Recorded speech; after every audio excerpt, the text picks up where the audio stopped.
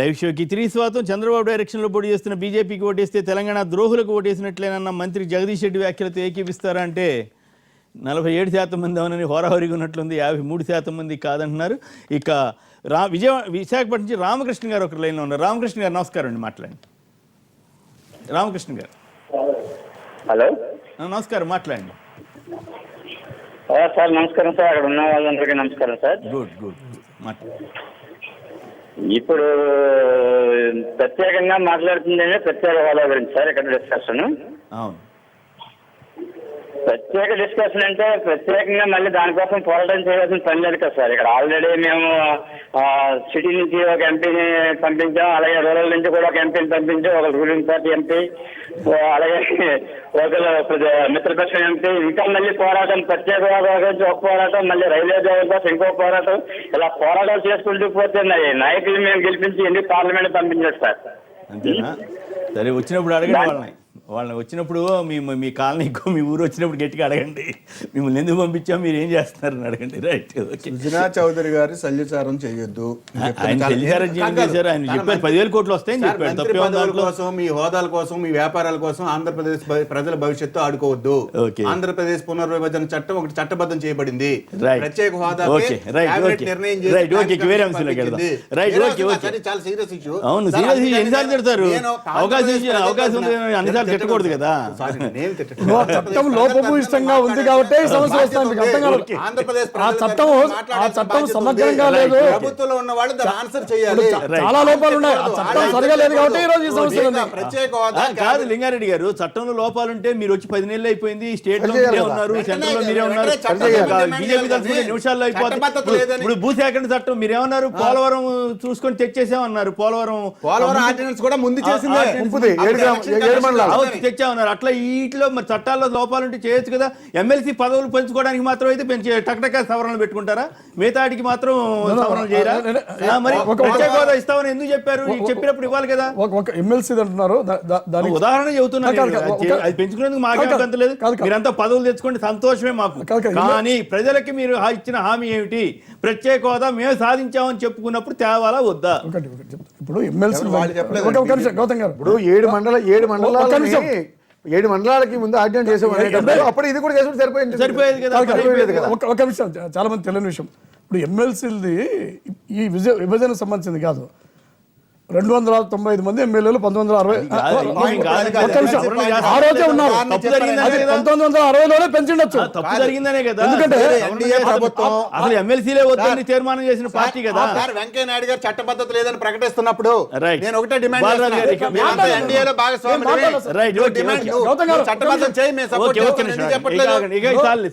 ఎమ్మెల్సీలు పెంచమని లెటర్ పెట్టింది ఆర్టికల్ 170. మళ్ళీ ఆ పాయింట్ కాదండి, పాయింట్ అది కాదు. అవసరం లేదు.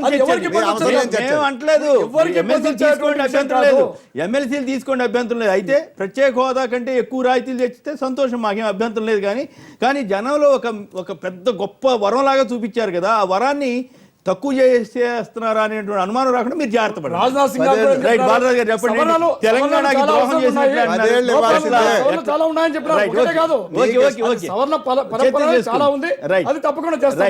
తెలంగాణకి ద్రోహులు అంటున్నారు. ఎట్లా అంటారు? చంద్రబాబు గారికి నడుపుతున్నారు, కోట్లు ఖర్చు పెడుతున్నారు, మీరు ఎట్లా ఆరోపణ చేస్తారు? మీరంతా ప్రచారంలో అంటే ఏమన్నా ఓటమి భయంతో ఇట్లా అంటున్నారా ఏంటి? తెలంగాణ రాష్ట్ర సమితి ఆవిర్భవించినప్పటి నుండి చివరి వరకు తెలంగాణ రాష్ట్ర బిల్లును ఆ పార్లమెంట్లో ప్రవేశపెట్టే వరకు కూడా అడుగడుగున అడ్డుపడ్డటువంటి పార్టీ తెలుగుదేశం పార్టీ. అటువంటి పార్టీతోనే ఈరోజు బీజేపీ పార్టీ ఒప్పందాలు పెట్టుకొని, బీజేపీ పార్టీ అలయన్స్ పెట్టుకొని పోవడం అనేది ఈ ప్రాంత ప్రజలు, యువత జీర్ణించుకోలేనటువంటి పరిస్థితుల్లో గౌరవ మంత్రివర్యులు జగదీశ్వర్ రెడ్డి గారు మాట్లాడినటువంటి మాట. మీ కేటీఆర్ గారు కూడా సెకండ్ రాజకీయాలు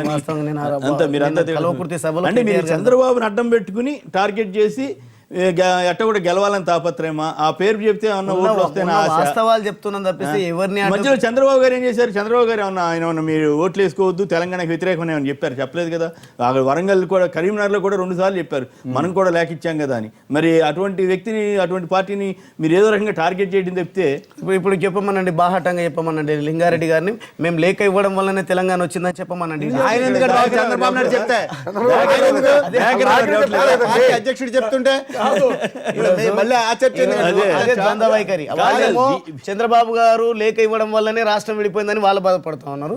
ఇక్కడనేమో అడుగడుగున అడ్డపడి వందల మంది చావులకు కారణమైండు చంద్రబాబు నాయుడు అని చెప్పేసి ఇక్కడ యువత ఇక్కడ మేధావులంతా కూడా బాధపడుతున్నటువంటి సందర్భంలో బీజేపీ పార్టీ గట్టి ఫైట్ లో ఉన్నట్టున్నారు. జాతీయ స్థాయిలో కేంద్రంలో ప్రభుత్వంలో ఉన్నప్పటికీ ఈ పనికిరాని తెలుగుదేశం పార్టీని పట్టుకుని ఎన్నికలకు పోవడం అనేది రాష్ట్ర విభజన తర్వాత ఆంధ్రప్రదేశ్ లో అన్ని సమస్యలు ఉన్న తర్వాత రాజకీయ లబ్ధి కోసము ఈ ప్రాంతంలో ప్రచారం చేస్తూ ఈ ప్రాంత ప్రజలను భావోద్వేగానికి గురి చేస్తూ ఆత్మహత్యలు ప్రేరేపించే విధంగా మాట్లాడడం అనేది ఈ ప్రాంత ప్రజలు జీర్ణించుకోలేనటువంటి పరిస్థితి.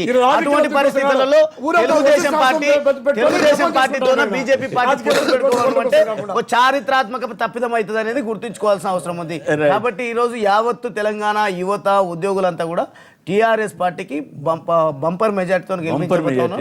100% ఓటమి అనేది అసలు మాకు దరిదాపుల్లో లేదని చెప్పేసి మొన్ననే ముఖ్యమంత్రి గారు తెలంగాణ రాష్ట్రంలో టీఆర్ఎస్ పార్టీ తప్పిస్తే ఇంకో పార్టీకి స్థానం లేదని రుజువు అయిపోయిందంటే మీరు రెచ్చగొట్టే విధంగా ఎన్ని చేసినా కానీ 14 సంవత్సరాల సుదీర్ఘ పోరాటంలో ఎక్కడ కూడా అవసరమైతే ఆత్మహత్యలు చేసుకున్నాం, అవసరమైతే మాకు మేముగా తగలబెట్టుకొని చనిపోయిందని తప్పిస్తే ఎవరిని కూడా ఇబ్బంది పెట్టినటువంటి చరిత్ర తెలంగాణది. రాష్ట్రంలో శాంతియుత ఉద్యమం చేసి తెలంగాణ రాష్ట్రాన్ని సాధించిన ఘనత హైకోర్టు విభజన విషయంలో కానీ ప్రత్యేక హోదా విషయంలో కానీ ప్రాణాయిత చేవెళ్ల విషయంలో కానీ మేము పెడుతున్నటువంటి ఎఫర్ట్ కేంద్ర ప్రభుత్వంలో ఉన్నటువంటి వాళ్ళు ఈ రాష్ట్రాన్ని పాలించినటువంటి వాళ్ళు ఇప్పుడు ఇక్కడ ఏమవుతుందంటే ప్రతిదానికి ప్రతి విషయానికి ప్రతి లబ్ధి కోసము తెలంగాణ ద్రోహులని ముద్ర వేయడం అనేది మంచిది కాదు. ఎందుకంటే అది రాష్ట్రం వచ్చేంత వరకు దాన్ని మీరు వాడుకున్నారో ఉపయోగించుకున్నారో దుర్వినియోగం చేసినారో అది వేరే విషయం. అది ఇక్కడ ఏమైతా ఉంది, కోదండరామ్ ఎవరయ్యా మీకంటే ముందు కోదండరామ్ రాష్ట్రం దేవడమే కాదు రాష్ట్రాన్ని పునర్నిర్మించుకునే బాధ్యత కూడా టీఆర్ఎస్ పార్టీ ప్రభుత్వాన్ని కాబట్టి ఈ రోజు అడగాల్సిన అడ్డుపడకండి అని మేము కోరుకుంటున్నాం. కోదండరామ్ ఎక్కడ ఉన్నాడా? ప్రమాణికారానికి లేడే లింగారెడ్డి గారు మీ ఎమ్మెల్సీ కోసం చంద్రబాబు నాయుడు గారితో మాట్లాడండి. ఈ రోజు కోదండరామ్ గారి గురించి ఎందుకు మీరు ఉద్యమం చేస్తారేమో తెలంగాణతో తెలంగాణ కోసం చేస్తే సీతక్క జాతీయ గీతాన్ని అవమానపరిచిన వాళ్ళ గురించి వీళ్ళు మాట్లాడతారు. వాళ్ళ దాన్ని జాతీయ స్థాయిలో మేము జాతీయ గీతాన్ని అవమానపరిచినామని చెప్పి రాష్ట్రపతికి రిప్రజెంట్ చేసి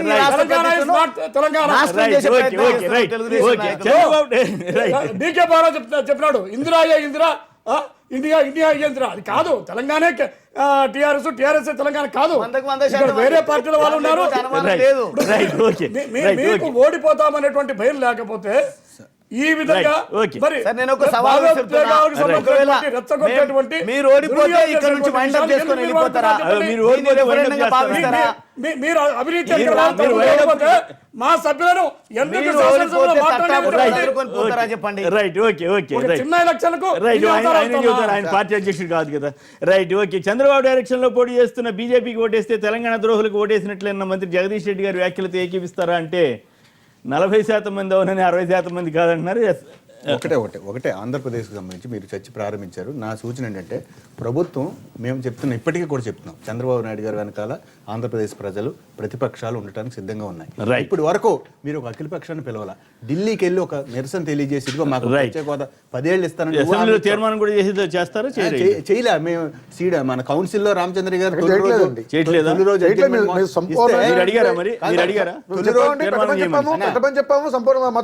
తొలి రోజే కౌన్సిల్ ఇప్పటికీ చెప్తున్నా, మీరు కేంద్రంతో పోరాడేటప్పుడు మేము మీ వెనకాల ఉంటాము, ఆంధ్రప్రదేశ్ ప్రజలకు న్యాయం చేయండి తప్ప మీ మంత్రి పదవుల కోసం 5,000 కోట్లు 10,000 కోట్లు వద్దు. నిధులు దాకపోతే మంత్రి పదవి పోతుందా? కూడా ధన్యవాదాలు. గౌతమ్ రెడ్డి గారు అందరికి కూడా ధన్యవాదాలు. ఇది నేటి వార్తా విశ్లేషణ కార్యక్రమం. నమస్కారం.